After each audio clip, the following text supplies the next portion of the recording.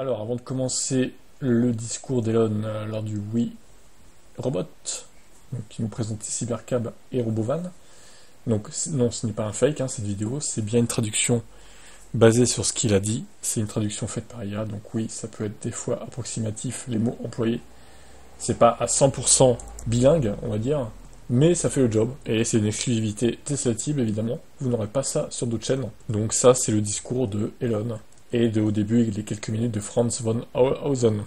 En français, profitez bien, bon visionnage à vous. Mesdames, Messieurs, ici partout en ligne, dans le monde entier, dans l'espace, je suis France.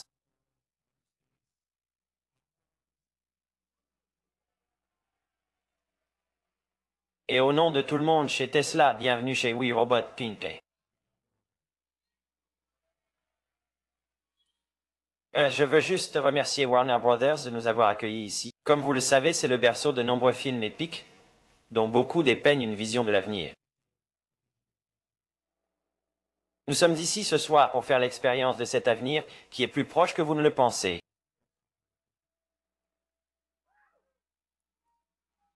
Et qui de mieux que l'on, n'est-ce pas, pour nous montrer cet avenir? On dirait donc que l'on est en route, alors accueillons-le ici.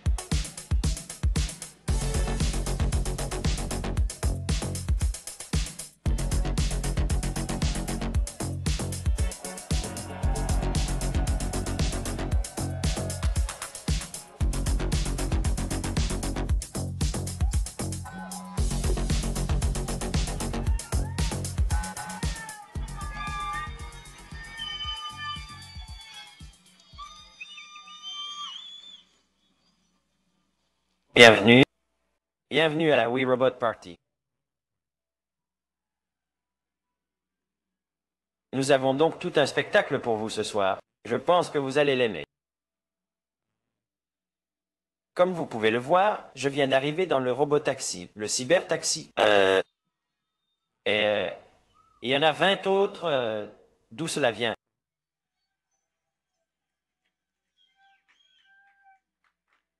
Ils ont donc voyagé. Il n'y a personne dedans, comme vous pouvez le voir. La voiture passe sans personne.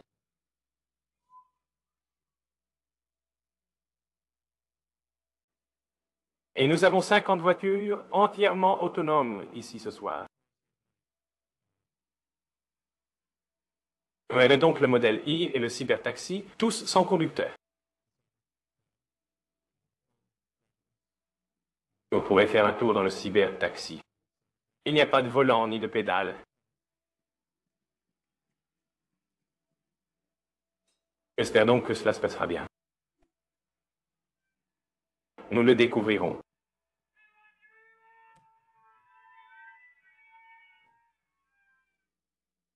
Vous voyez beaucoup de films de science-fiction où l'avenir est sombre et lugubre, où ce n'est pas un avenir dans lequel vous voulez être.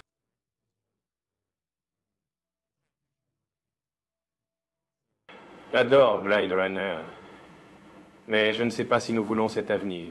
Je pense que nous voulons que ce Duster porte, pas la sombre apocalypse. Nous voulons avoir un avenir amusant et excitant qui, si vous pouviez regarder dans une boule de cristal et voir l'avenir. Oui, j'aimerais pouvoir y être maintenant. C'est ce que nous voulons. Ainsi, lorsque nous pensons au transport aujourd'hui, il y a beaucoup de douleurs que nous tenons pour acquises et que nous pensons normales. Comme devoir conduire autour de Los Angeles en 3 heures de circulation. Oui, les gens qui vivent à l'est, je vous le fais dire, vous savez, essaient de se rendre de Pasadena, vous savez, El Segundo pendant les heures de pointe. Vous pouvez voler vers, vous savez, une autre ville plus rapidement que vous ne pouvez vous rendre à Crosstown, là. Donc, et vous devez conduire tout le chemin. Sauf si vous êtes dans une Tesla, bien sûr. Notre Tesla se débrouille déjà assez bien à ce stade. Vous savez, la conduite autonome supervisée, la conduite entièrement autonome supervisée fonctionne donc assez bien. Je suis sûr qu'il y a des gens dans la foule, vous l'utilisez, n'est-ce pas?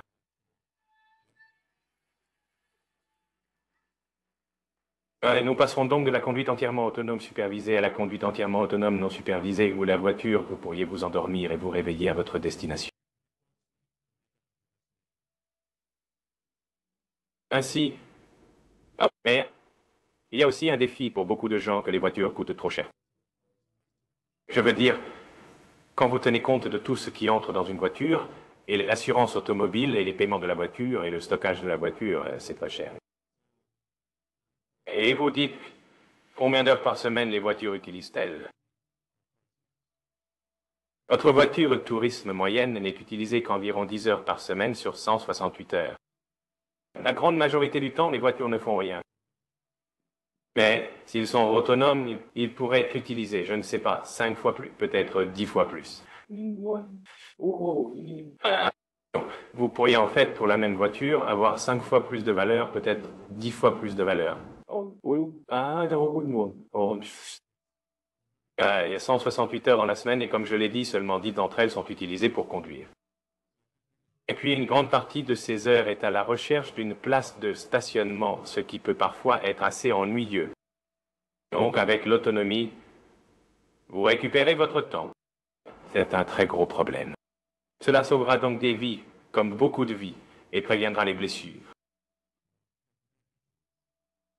Je pense que nous verrons les voitures autonomes devenir 10 fois plus sûres qu'un humain. Je veux dire, si vous pensez à l'époque où il y avait un opérateur d'ascenseur dans chaque ascenseur. Mais de temps en temps, il se fatigue. Et montrer accidentellement quelqu'un en deux. Nous avons donc maintenant des ascenseurs automatisés. Entrez dans un ascenseur et vous appuyez sur un bouton sans même y penser. Et cela vous emmène simplement au sol. Et si vous voyez un opérateur d'ascenseur avec un gros interrupteur à relais, vous vous diriez que c'est bizarre. Maintenant, c'est comme ça que les voitures seront. Et il ne s'agit pas seulement des vies sauvées en cas de blessure. Mais si vous pensez au temps cumulé que les gens passent dans une voiture, et au temps qu'ils vont récupérer, et qu'ils peuvent maintenant passer, eh bien, je suppose que sur leur téléphone, à regarder un film, à travailler, ou à faire quoi que ce soit que vous vouliez faire. Dans un monde autonome, vous pouvez considérer la voiture comme un petit salon. Vous êtes simplement assis dans un petit salon confortable et vous pouvez faire ce que vous voulez pendant que vous êtes dans ce petit salon confortable. Et lorsque vous en sortirez, vous serez à destination. Donc oui, ça va être génial.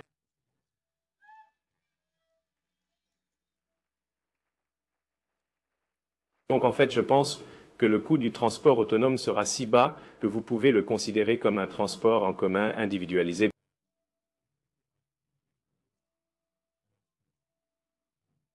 Le coût moyen d'un bus par kilomètre pour une ville, pas le prix du billet parce que c'est subventionné, mais le prix moyen est d'environ $1 le kilomètre, alors que le coût d'un cybertaxi Nous pensons qu'avec le temps, le coût d'exploitation sera probablement d'environ 20 cents le mille. Et le prix, y compris les taxes et tout le reste, finit probablement par être de 30 ou 40 cents le mille. Donc oui, et vous pourrez en acheter un.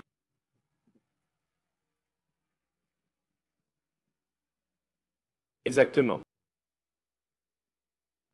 Et nous prévoyons que le coût sera inférieur à 30 000 $.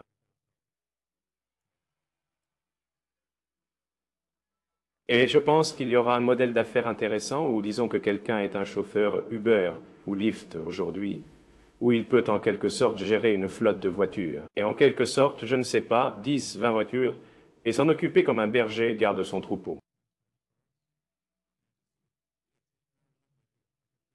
Vous avez votre troupeau de voitures, et vous êtes le berger, et vous prenez soin de votre troupeau de voitures. Je pense que ce serait plutôt cool. Et je pense que ce sera un avenir glorieux. Ce sera vraiment quelque chose de spécial. Oui. Bien. Toutes d'excellentes questions. Nous prévoyons donc de lancer une FSD entièrement autonome et non supervisée au Texas et en Californie l'année prochaine.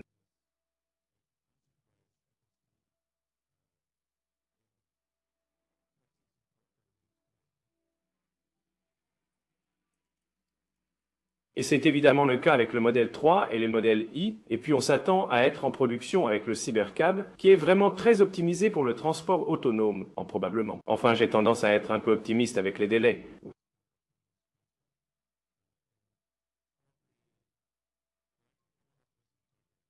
Mais en 2026, donc oui, avant 2027, permettez-moi de le dire ainsi.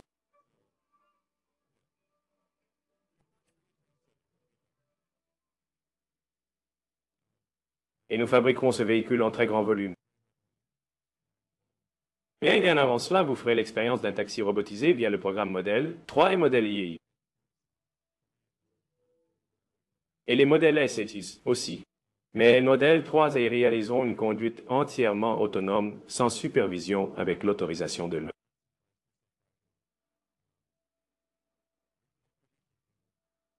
Partout où les régulateurs l'approuvent, essentiellement aux États-Unis, puis à l'extérieur des États-Unis. Donc, et c'est Cybertruck de oui, bien sûr, désolé, je ne veux pas être, oui, oui, toutes nos voitures, en gros, toutes les voitures que nous fabriquons. Alors, ne soyons pas nuancés ici. Très bien, diapositive suivante.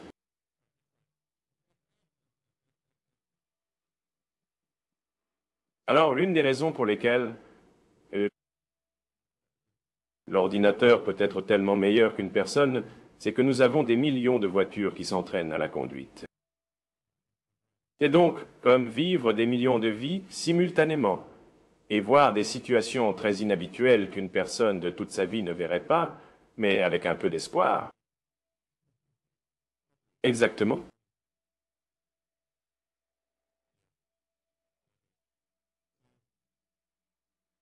Donc avec cette quantité de données d'entraînement, ce sera évidemment beaucoup mieux que ce qu'un humain pourrait être, car vous ne pouvez pas vivre un million de vies.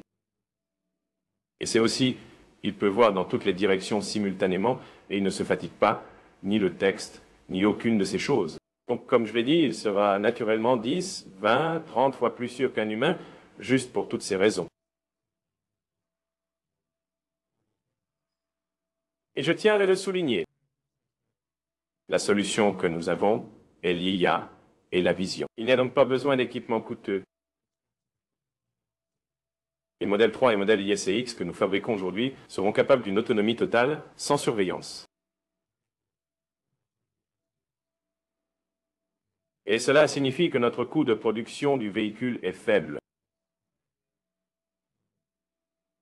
Maintenant, nous allons en fait surdimensionner l'ordinateur pour la cybercabine. Donc notre ordinateur S5 sera quelque peu surdimensionné parce que je pense qu'il y a aussi une opportunité. Un peu comme dans Amazon Web Service, où si la voiture roule 50 heures par semaine, il reste encore plus de 100 heures et il y a un potentiel à avoir.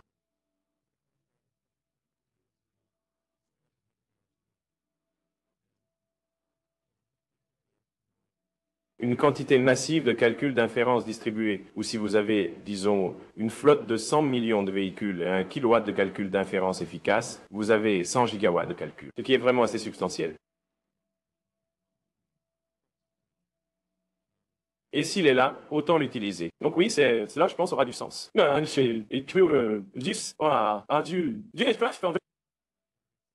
Donc, d'accord. Notre avenir autonome est donc ici. Comme je l'ai dit, nous avons 50 Tesla qui roulent de manière autonome. Nous essayons de vous donner une idée de ce à quoi ressembleront les villes à l'avenir. Et quand vous montez à bord, vous verrez que c'est vraiment une expérience assez folle d'être dans une voiture sans volant, sans pédale, sans commande, et c'est génial.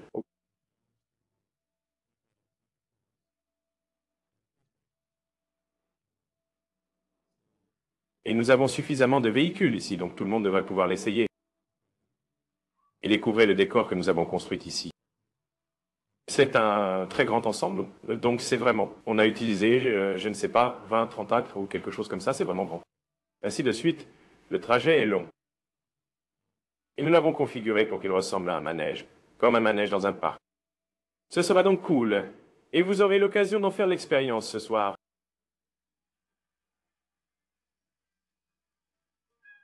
Quelque chose que nous faisons aussi, et il est vraiment grand temps que nous le fassions, c'est la charge par induction. Le robotaxi n'a donc pas de prise. Il suffit de passer par-dessus le chargeur inductif et de charger pour un... Donc oui, c'est un peu comme ça que ça devrait être.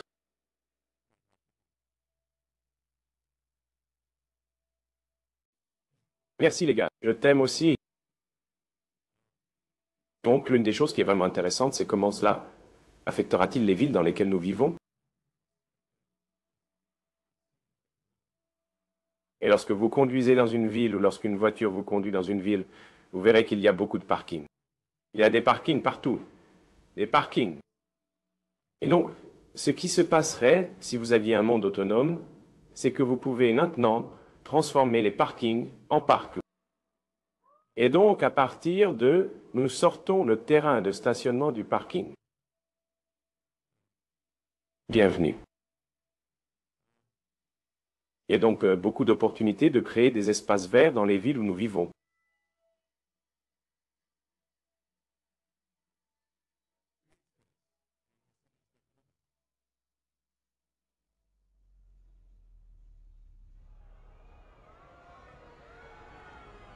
Je pense donc que ce serait assez fantastique.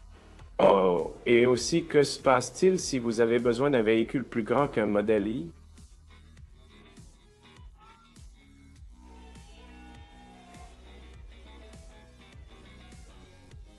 Le Roboven. Le Roboven, c'est nous allons faire ceci et ça va ressembler à cela. Maintenant, pouvez-vous imaginer que vous descendez les rues et que vous voyez cela venir vers vous? Ce serait malade.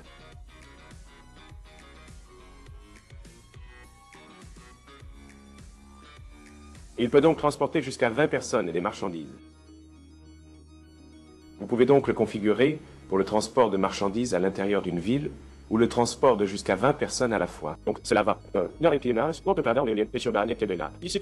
Robovan est ce qui va résoudre le problème de la haute densité. Donc si vous voulez emmener une équipe sportive quelque part ou si vous cherchez vraiment à réduire le coût du voyage à, je ne sais pas, 5-10 cents le mile, alors vous pouvez utiliser le Robovan. Certaines personnes l'appellent Robovan, mais alors oui.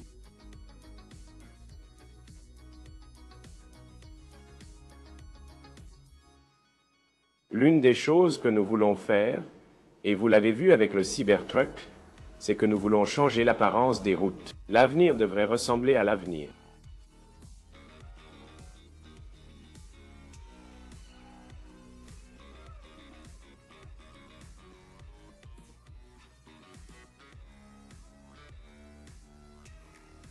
En parlant de robots.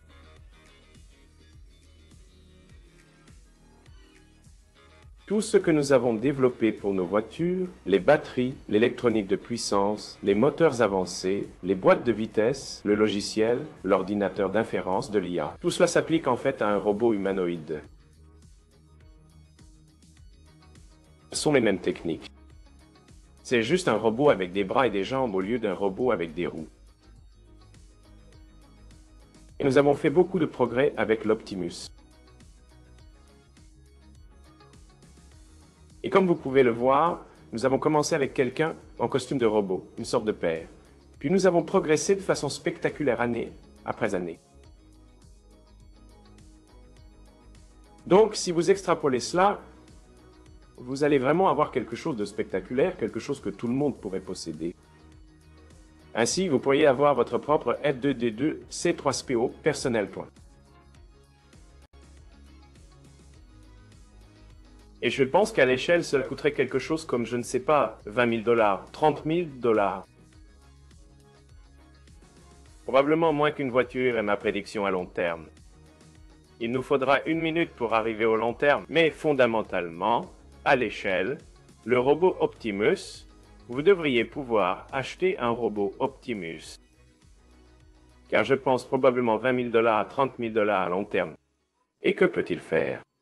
Il sera capable de faire tout ce que vous voulez. Il peut donc s'agir d'un enseignant, garder vos enfants, promener votre chien, tondre votre pelouse, faire les courses, simplement être votre ami, servir des boissons.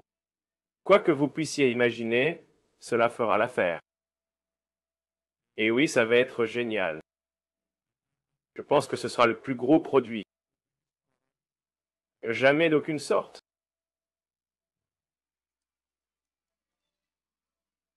Parce que je pense que tout le monde parmi les 8 milliards d'habitants de la Terre, je pense que tout le monde va vouloir son pote Optimus. Et il y en aura peut-être 2. Ensuite, ils produiront des produits et des services. Je prédis en fait, à condition que nous abordions, les risques de la superintelligence numérique. 80% de probabilité de un bon résultat. Regardez le bon côté des choses. La tasse est pleine à 80%. Le coût des produits et des services diminuera considérablement. Et en gros, tout le monde pourra avoir tous les produits et services qu'il veut. Ce sera une ère d'abondance, comme les gens n'en ont pas. Presque personne ne l'a envisagé. Ce sera quelque chose de spécial, point quoi. Donc maintenant, l'une des choses que nous voulions montrer ce soir, c'est qu'Optimus n'est pas une vidéo en boîte.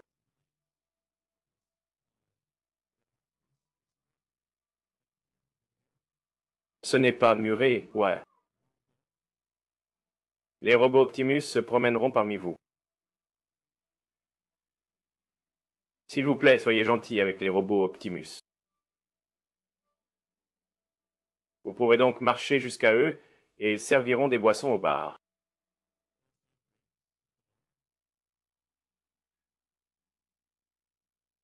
Et vous allez directement, je veux dire, c'est une expérience folle d'avoir des robots humanoïdes et ils sont là, juste devant vous. Alors oui, avec ça, on fait la fête.